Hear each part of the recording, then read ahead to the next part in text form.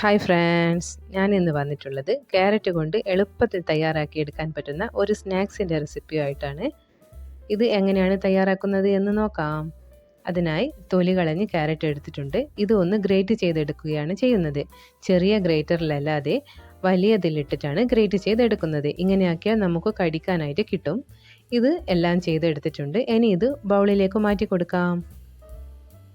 ഇനി ഇതിലേക്ക് കട്ട് ചെയ്ത് വെച്ച സവാള, ഇഞ്ചി, പച്ചമുളക്, മല്ലിയില ചേർത്ത് കൊടുക്കുന്നുണ്ട്. മസാലയായി മുളക് പൊടിയും ഗരം മസാലപ്പൊടിയും ഉപ്പുപൊടിയുമാണ് ചേർത്ത് കൊടുക്കുന്നത്. നിങ്ങൾ എടുക്കുന്ന വെജിറ്റബിൾസിനനുസരിച്ച് മസാലകൾ ചേർത്ത് കൊടുക്കാം. നിങ്ങളുടെ ഇഷ്ടത്തിനനുസരിച്ച് ആവശ്യത്തിനനുസരിച്ച് ഏതൊക്കെ വെജിറ്റബിൾസ് വേണമെങ്കിലും ചേർത്ത് കൊടുക്കാവുന്നതാണ്. ഇത് ഇനി നന്നായിട്ടൊന്ന് മിക്സ് ചെയ്തെടുക്കാം. ഇനി ഇതിലേക്ക് കുറച്ച് പൊടികൾ ചേർത്ത് കൊടുക്കണം. കടലമാവാണ് ചേർത്ത് കൊടുക്കുന്നത്.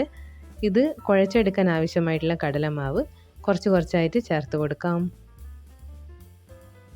ഇനി ഇതിലേക്ക് അരിപ്പൊടി ചേർത്ത് കൊടുക്കുന്നുണ്ട്. ഞാൻ ആദ്യം 2 ടീസ്പൂൺ അരിപ്പൊടിയാണ് ചേർത്ത് കൊടുത്തത്. പിന്നെ കുഴച്ച് നോക്കിയതിന് ശേഷം കുറച്ചുകൂടി ചേർത്ത് കൊടുക്കുന്നുണ്ട്. കടലമാവും അരിപ്പൊടിയും ചേർത്ത് കൊടുത്ത് നന്നായിട്ട് കൈവച്ച് കുഴച്ചെടുത്തിട്ടുണ്ട്. നമ്മുടെ മാവ് റെഡി ആയിട്ടുണ്ട്. ഇനി ഇത് നിങ്ങൾക്ക് ഏത് ഷേപ്പിലാണോ വേണ്ടത് അതുപോലെ തയ്യാറാക്കാം. ആദ്യം കൈ ഒന്ന് നനച്ചെടുത്തതിന് ശേഷം ഇഷ്ടപ്പെട്ട ഷേപ്പിൽ തയ്യാറാക്കി എടുക്കാം. ഞാൻ ഇങ്ങനെയാണ് തയ്യാറാക്കുന്നത്.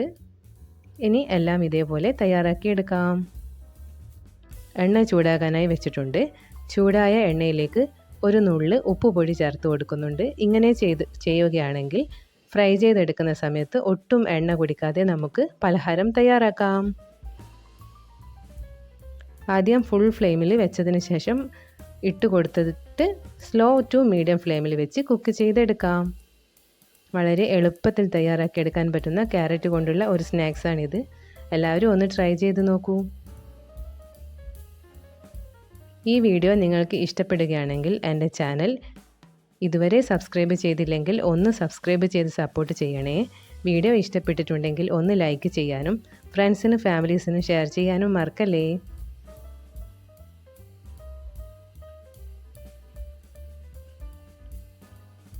ഇങ്ങനെ തന്നെ അടുത്ത ട്രിപ്പും തയ്യാറാക്കി എടുക്കുന്നുണ്ട്.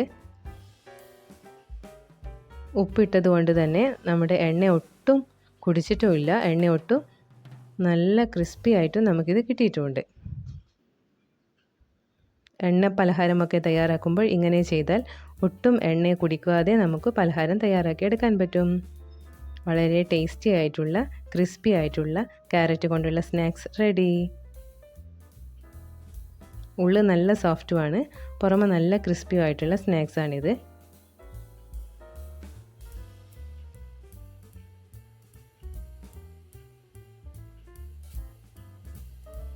Thanks for watching. Thank U.